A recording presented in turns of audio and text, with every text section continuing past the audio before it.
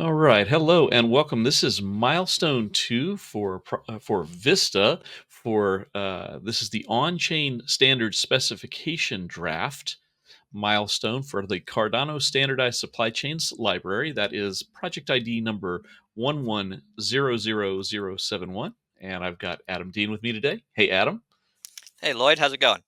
Good, man. Good. Glad to have you back. I'm glad to see we're making some forward progress on these on-chain standard specifications. So go ahead and give us the details, man. It looks like we need two things. We need draft prototype standards in CBOR and JSON notation, CBOR/JSON notation, publishable on Cardano-based networks, published to GitHub, and a video documenting the progress. Thus, this video here. So if you want to give us some GitHub magic, we're ready to look at. And I will pull up my GitHub for Dummies book over here and follow along best I can.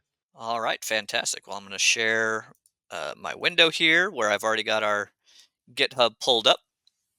And so, yeah, long story short, in Milestone 1, we defined GS1 as our chosen standard because it is actually a globally recognized supply chain standard that's existed since the 1970s.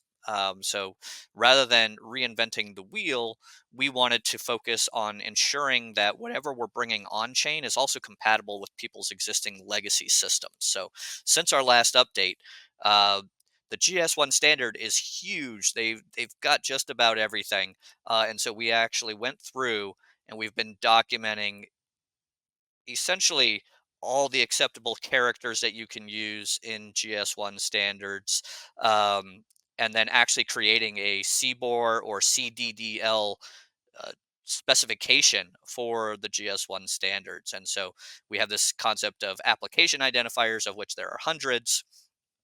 So we've gone through, we've identified how you would convert those into CBOR, which keys would be used, and then if you're developing a web app or something, which kind of labels you would use them for as well. So this is in our GitHub repository, which will be linked under the GS1 Markdown document. But in addition to that, we've also created specific examples for three of the standards that we chose that are really critical for common everyday supply chain use. And so the first one is our agricultural product example. So what we've tried to do is take three different parts of the supply chain, but using the same product so that there's a little bit of consistency here. So we're actually going to be talking about essentially what is GS1C when we're talking about a crate of apples that were harvested on a farm. So in this case, we have a GS1 agricultural product, and this represents a well, this one actually would specifically say this is the crate of apples when they were harvested. So we have a GTIN, which is essentially the global trade identification number. And this you normally get from your local regional GS1 provider. They will issue you a company prefix, and then you can identify individual numbers that represent a specific product. And in this case, that specific product is a crate of apples. But we can see that we have a batch or a lot number here under field number 10. And we have a use or expiry date.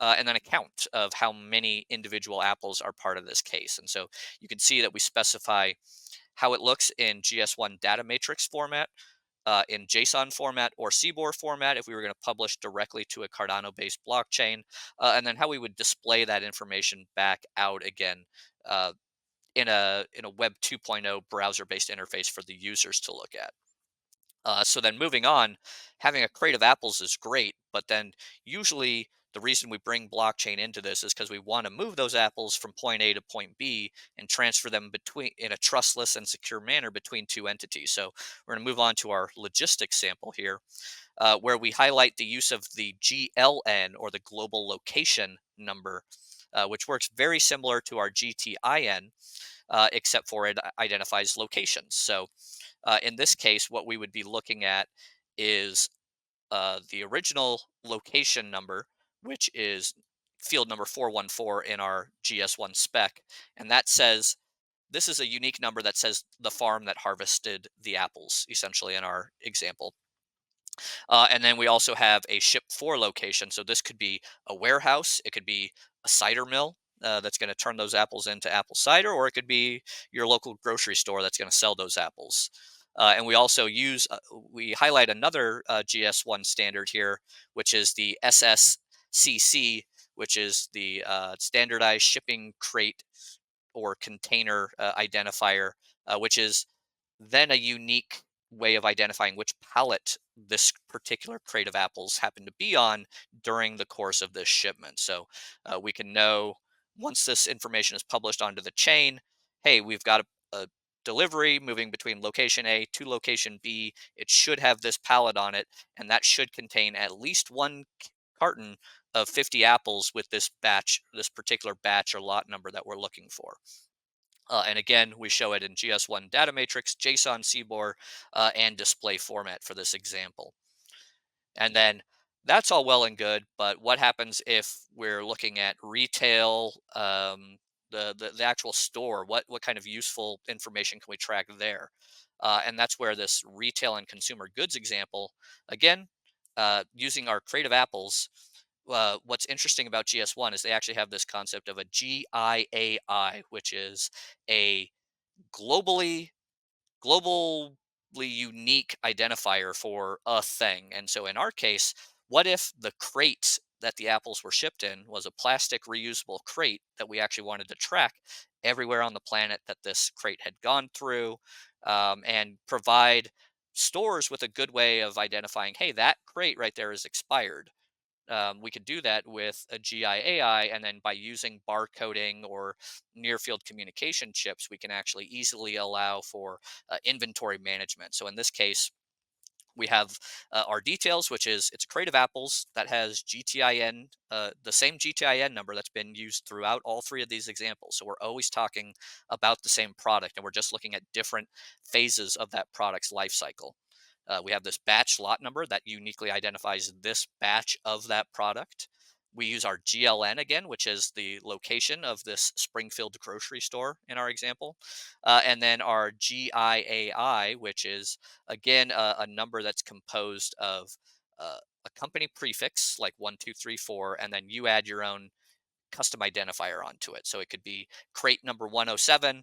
It could be this big long string of letters and numbers, whatever you want, but basically your unique way of identifying your crate. And so again, we can see, okay, that now we know that that batch of apples is present in this particular store. So again, imagine if unfortunately we did need to perform a recall because we found out that these apples were tainted somehow.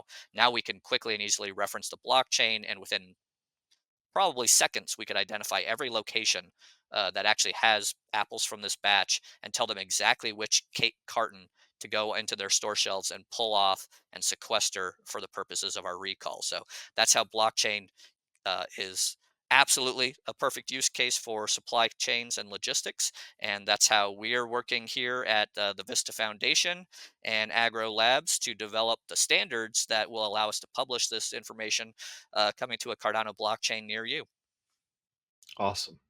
Well, thank you, Adam. That was a quick whirlwind through the very background areas of how fruit got from one place to another. But it's very apropos, and it shows just how flexible blockchain is for this exact kind of work. So I really appreciate seeing this.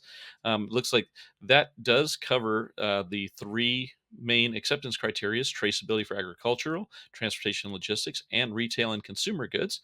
So that should give the milestone reviewers the evidence that they need to go forward. And then let's take a look really quickly. Milestone 3 coming up is peer review feedback.